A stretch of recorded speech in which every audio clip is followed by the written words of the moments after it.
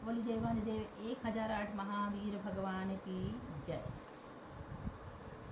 आज हम आपको चौथा भाग का 6 द्रव्य संबंधी पाठ पढ़ाएंगे, है ना। इस पाठ का नाम क्या है? 6 द्रव्य अथवा षट द्रव्य। द्रव्य कितनी होती हैं? 6। पहले तो हम ये समझेंगे कि द्रव्य किसे कहते हैं। प्रश्न कौन सा है? द्रव्य किसे कहते हैं, अर्थात द्रव्य का क्या लक्षण है। तो गुण और पर्यायों के समूह को द्रव्य कहते हैं। किसे कहते हैं? द्रव्य।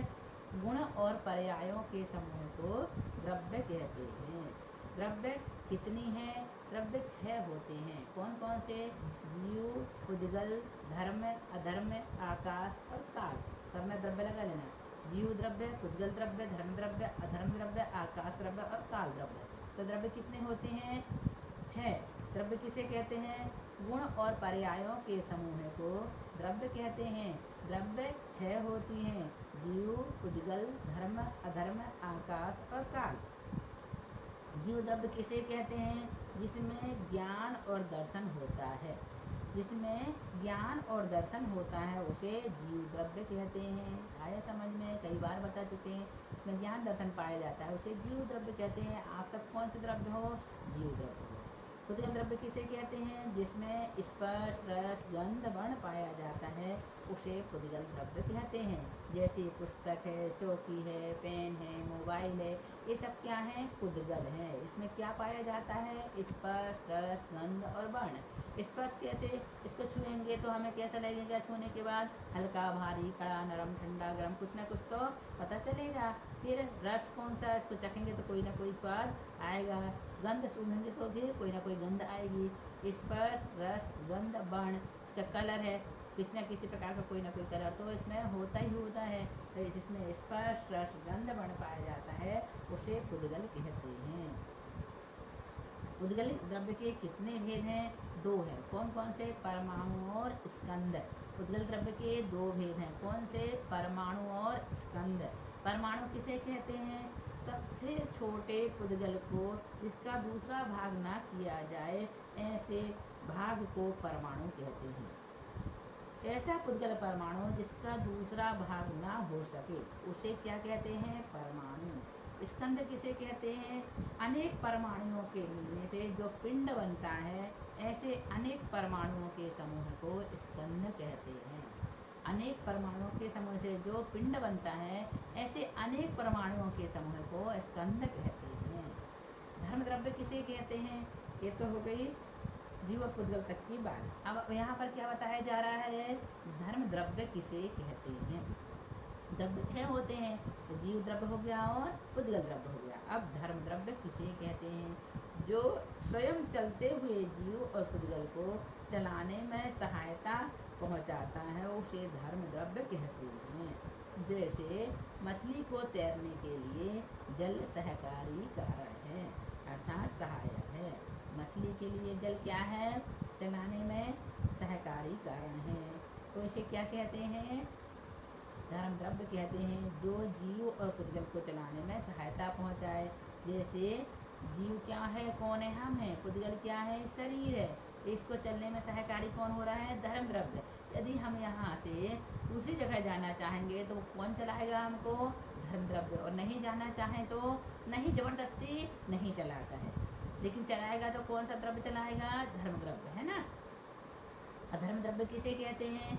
जो स्वयं रुकते हुए जीव पुद्गल के रुकने में सहायक होता है उसे अधर्म द्रव्य कहते हैं। जैसे पथिक को वृक्ष की छाया, ये रोकता नहीं है लेकिन जो रुकना चाहे तो उसे रोकता है, उसे क्या कहते हैं? अधर्म द्रव्य कहते हैं। जैसे एक पथिक है, उसको यदि छाया चाहिए वह वृक्ष के नीचे रुक जाता है, और नहीं रुकना चाहे तो नहीं रुकता, लेकिन कौन रोकता है उसे? अधर्म द्रव्य। अधर्म के द्रव्य के कारण वह रुकता है और धर्म द्रव्य के कारण से वह चलता है। आकाश द्रव्य किसे कहते हैं?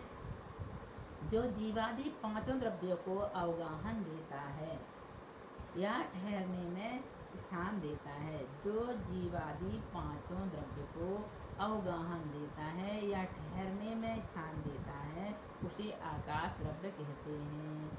जैसे हम यहाँ पर बैठे हुए हैं तो जो स्थान हमको मिला है वो किसके कारण से मिला हुआ है? आकाश द्रव्य के कारण से। जो स्थान ठहरने के लिए हमें मिला है और स्थान किसने दिया? आकाश द्रव्य ने। चलने में सहकारी धर्म द्रव्य। यदि हम यहाँ से कहीं बाहर जा रहे हैं तो धर्म द्रव्य चला रहा है। यदि हमको कहीं रोक रहा है, हमको रुकने की इच्छा है, तो वो कौन सा द्रव्य रोकता है? धर्म द्रव्य। यदि वो हमको रोक कर स्थान दे रहा है तो वो कौन सा द्रव्य है?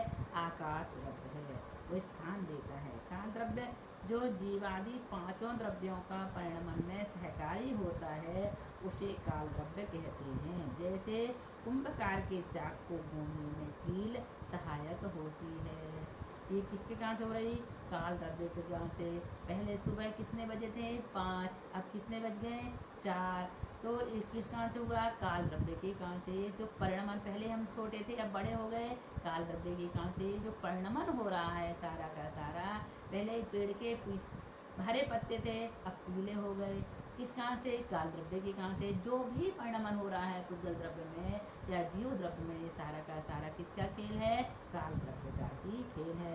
ये जीवादि 5 द्रव्यों के परिणमन में सहकारी होता है। आ गया। काल द्रव्य के कितने भेद हैं? 2, निश्चय काल और व्यवहार काल। कितने भेद हैं? 2, निश्चय काल और व्यवहार काल। निश्चय काल किसे कहते हैं? काल द्रव्य को निश्चय काल कहते हैं। काल द्रव्य को निश्चय काल कहते हैं। व्यवहार काल किसे कहते हैं? घड़ी, घंटा, दिन, पक्ष, मास, वर्ष आदि को व्यवहार काल कहते हैं। घड़ी, घंटा, दिन, पक्ष, मास, वर्ष आदि को व्यवहार काल कहते हैं। एक घड़ी कितने समय की होती है? एक घड़ी 24 मिनट की होती है। एक घड़ी कितने समय की होती है? 24 मिनट की होती है। इसलिए जो सामायिक शिक्षावृत्ति श्रावक होता है वह क्या करता है? सामायिक करता है। तो 2 घड़ी की यानी 48 मिनट की जगह में सामायिक उसको करना बहुत ज़रूरी है। 48 मिनट की वह सामायिक करता है। तो 2 घड़ी बोले तो 48 मिनट, एक घड़ी बोले तो 24 मिनट। इस प्रकार से एक घड़ी में 24 मिनट होते हैं। आ गया समझ में? इस प्रकार से यह द्रव्य का वर्णन भी यहीं पर पूर्ण हुआ। अब ये द्रव्य को भी आप याद कर लेना। 7 तत्व, 6 द्रव्य, ये सब छोटी छोटी सी बातें हैं।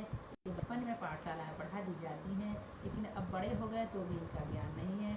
तो कुछ समय पहले हमसे किसी ने पूछा था आवश्यक कितने होते हैं, और हमारे आवश्यक कितने हैं। हमें आश्चर्य हुआ कि हम श्रावक हैं, फिर भी हमें ये नहीं पता कि कितने आवश्यक हैं।